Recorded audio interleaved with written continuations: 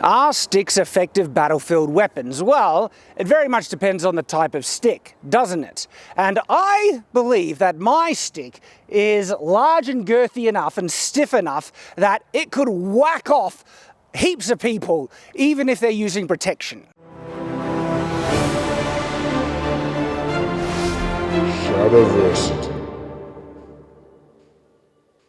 In the spirit of reply videos, before this big stick reply video begins, I need to reply to a separate reply video that Matt has recently made to me, that I watched after filming and editing this big stick video, but because it's a small correction, I'm just tacking it onto the beginning. So Matt from Scholagladiatoria has made a really fun reply video to my video entitled Making Knights Relevant in Worlds with Magic. And unfortunately, he misquotes me. Now, of course, I realize there was no maliciousness intended. This was clearly just Matt having misheard what I said. But because some people have been getting the incorrect notion based on this misquote, some even going so far to say I don't know what I'm talking about, indeed, a good half of Matt's video is dedicated to addressing this misunderstanding of what he thought I said. Hence why, of course, this needs to be corrected. So this is what Matt thought I said. From the outset, I'll say that the reason that I decided to make a video about this is Shad makes some comments about how swords disappeared when firearms were invented, which I think are not accurately representing the truth. And this is what I had actually said. Really think about this. How long did we use the sword after the gun was, invented? Longer than you might think, but the better the gun got, all right, the more pointless swords became, the point where they were phased out of warfare completely. I can see how someone could mishear the meaning of what I was saying. I didn't go into detail and it wasn't the point of the video. But if we pay attention to the words I said, because absolutely I'm more than aware that swords were used for a good time after guns were invented. I've addressed it many times in my videos already. Listen to what I say in my video reply to Demolition Ranch. When in reality is, guns actually, absolutely did exist in the late medieval period. This is when they actually first started to be utilized in warfare. They were somewhat different. The very earliest forms of guns in the medieval period were like small handheld cannons, okay? They didn't really, at first, represent the stereotypical look of a gun, more like an actual cannon, but they did evolve to where, still in the medieval period, we're at the late medieval period here, you do see some types of guns that very much are now starting to look like what we would more generally understand to be a gun. If this new weapon was introduced where it was really effective against armor, does that mean people just stopped wearing armor?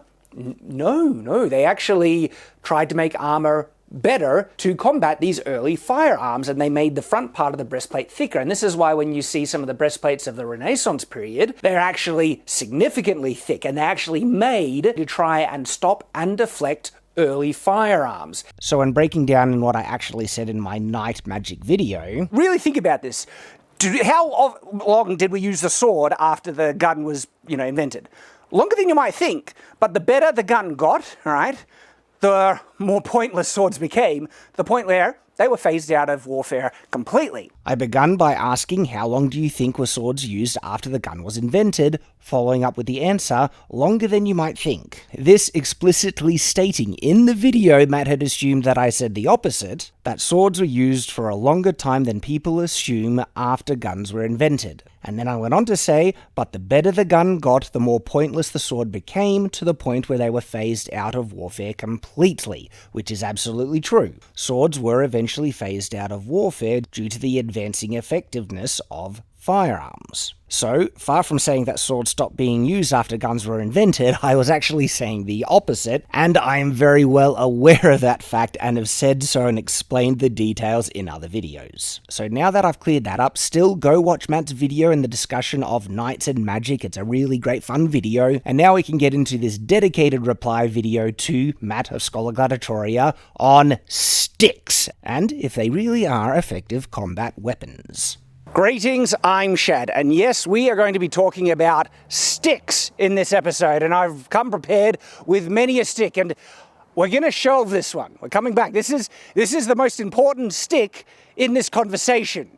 and you might be able to understand why. But I've switched to the quarterstaff because this video is inspired by a recent video Matt Easton has made on the effectiveness of sticks with a stronger focus on the quarterstaff. So I want to expound a bit on this discussion and also reply a bit to some of the points that Matt raises. And of course, what needs to be understood is the context of the discussion, because some of the statement Matt makes is clearly in the context of referring to quarterstaffs or smaller sticks. And what's actually interesting towards the end of his video, he actually has noted that he wasn't talking about clubs. He said clubs are a stick-enhanced item. Sticks weren't, by and large, used as, main battlefield weapons when there were other options available. Yes, absolutely, forms of club were used, but remember, a club is an augmented stick. It has a weighted head, and the knob carriers, for example, used by Zulus in war usually had a much bigger head than this. Which is why he kind of put it out of the discussion.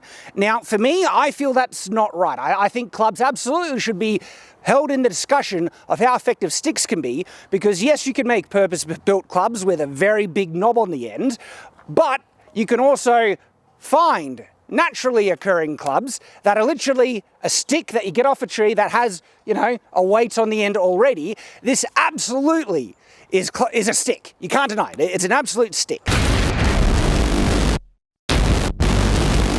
And readily available. In fact, do you want to know where I got this beast? Literally from the tree behind me right here. Cut it off and it's good to go.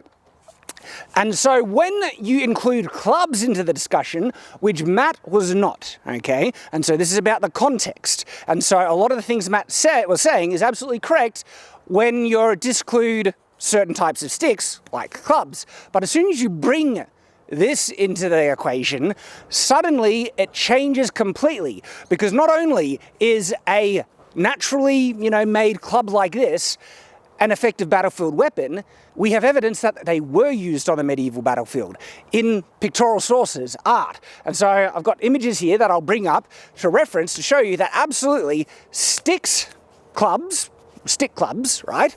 And look, you can see just by the shape, these are naturally, wonky sticks, right?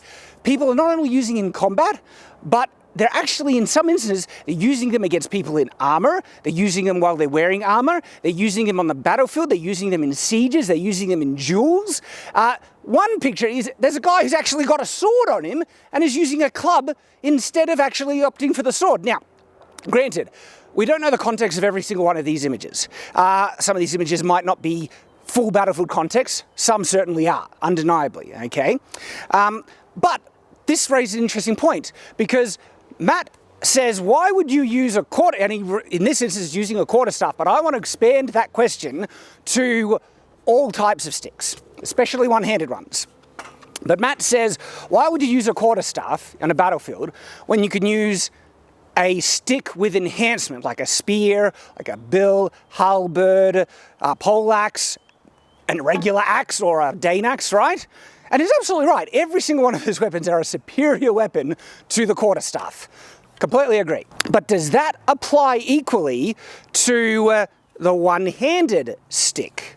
Well, it very much depends on it, because I want to break that down a little bit. Before I get to the one-handed stick, the question, why would you use, say, a one-handed stick when you had option to use a sword? We'll discuss that. But before, I do want to mention the idea of lethality and striking power. There's an interesting comparison to be made between two-handed quarterstaffs and one-handed sticks. And it's about power generation. What's interesting about the way, and Matt's right about, the more common way of fighting with a quarterstaff, right? And let me just move this out of the way in case I knock it down. The natural types of hits, not all hits, because you can absolutely do a big wind-up hit, okay? And that would crack someone's skull, absolutely. And I believe would do damage even through a helmet. Because it's not like, is this gonna necessarily dent the helmet or crack it? No.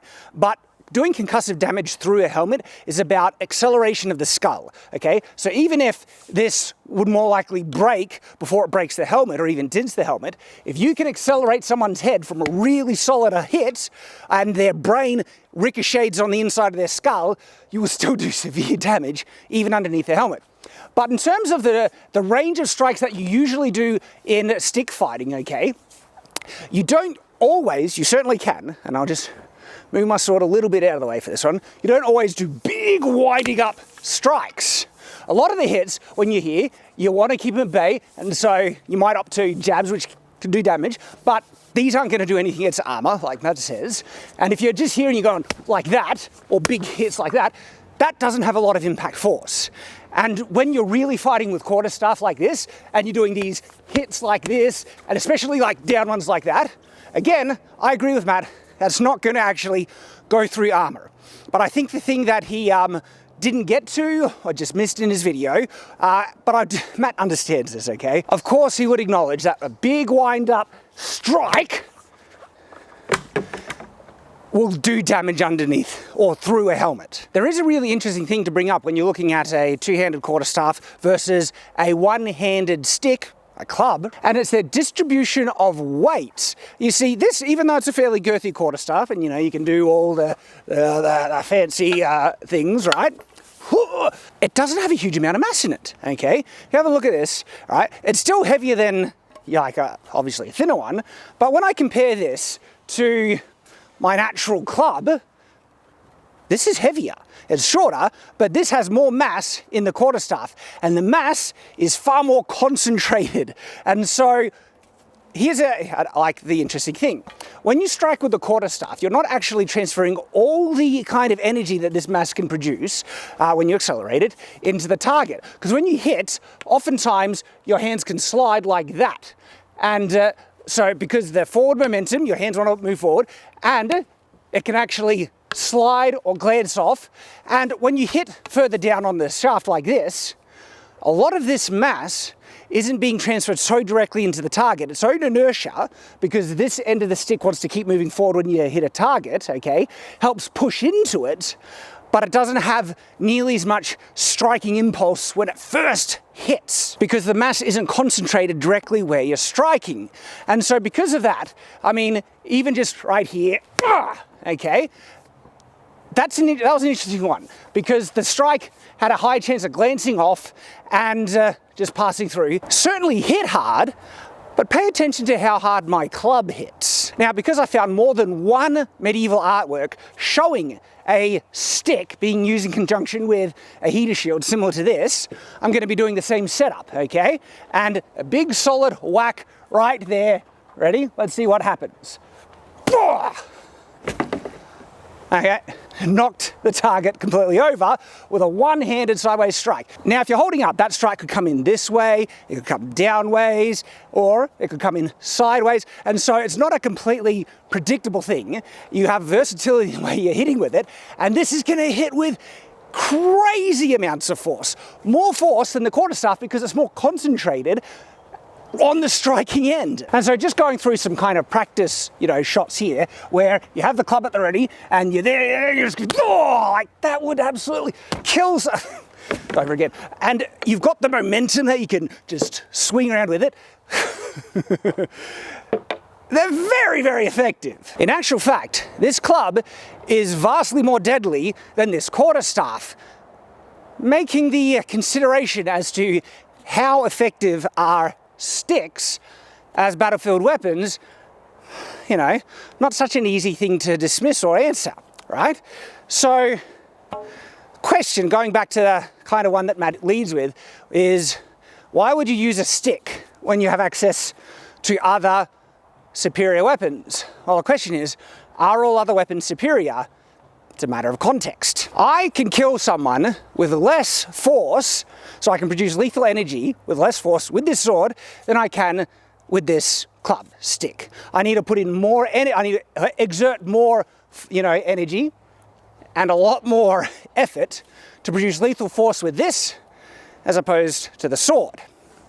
But the sword has some severe limitations, and that is, of course, against armor. Interestingly, a lot of the artworks depicting sticks being used in combat is against armored opponents. Now, even though I do believe the sword is a superior weapon, if I was in a situation where I was fighting armored opponents, and this sword is not optimized for fighting armor, it's not nowhere nearly as acute at the tip.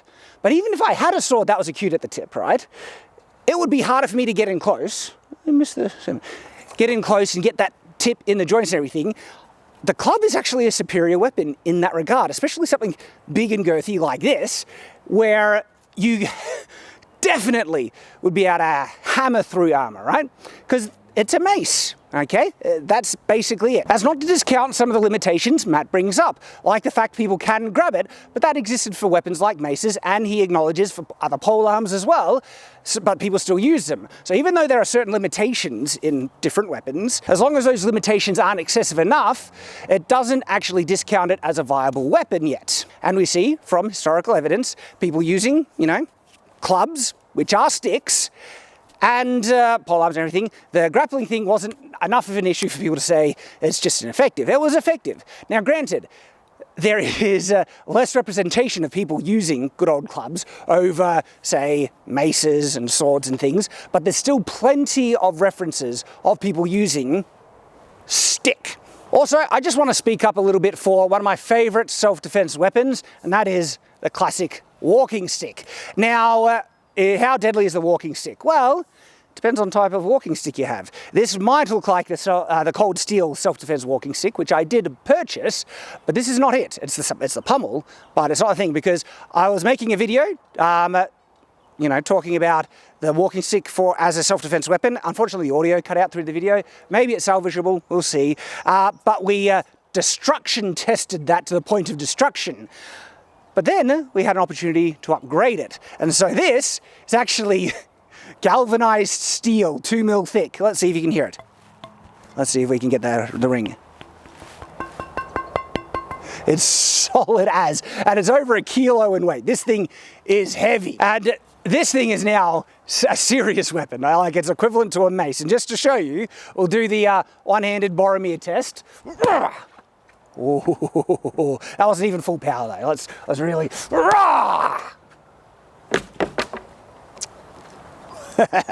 This thing now packs a devastating punch, like seriously. That was a one-handed swing. And if you've been watching any of my videos where I tested previous sticks and also other weapons, you'll know the benchmarks that we're reaching to be able to knock Boromir over with a one-handed strike. Granted, it was easy to do with my, actual club. That's really packing power.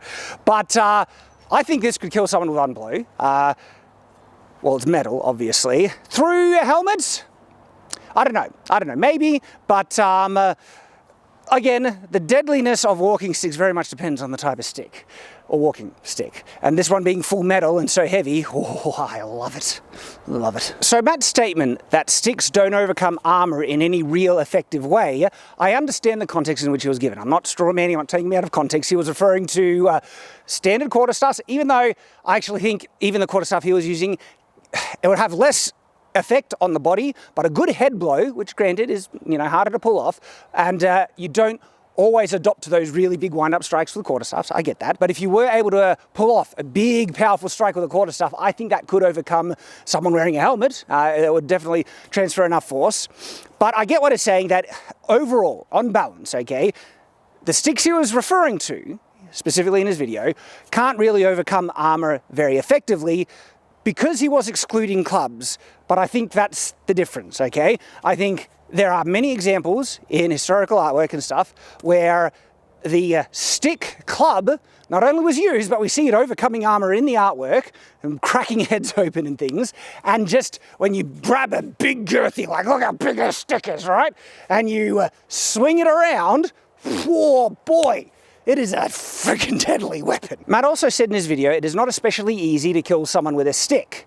I think he's obviously referring to the sticks he was demonstrating with in his video, and also through armor, okay?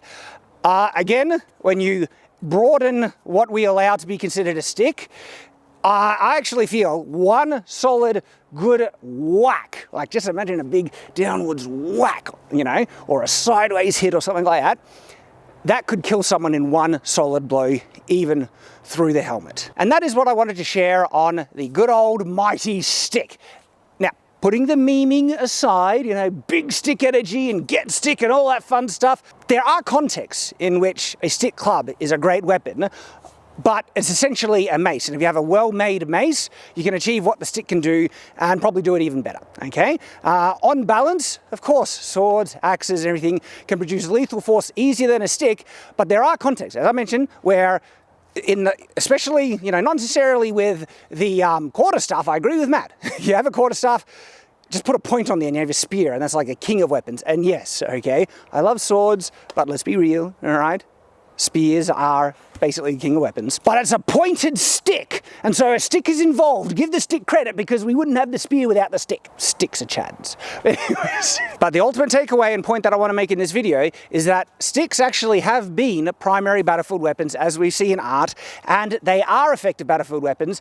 And sometimes you would even choose a stick like this over other weapons, depending on what you're fighting. So thank you very much for watching. Of course, big thanks to Matt for making his video in the first place. I loved it, love his work, and you should absolutely check out his video if you haven't already. I hope to see you on the next video here on Shadiversity, and until that time, farewell.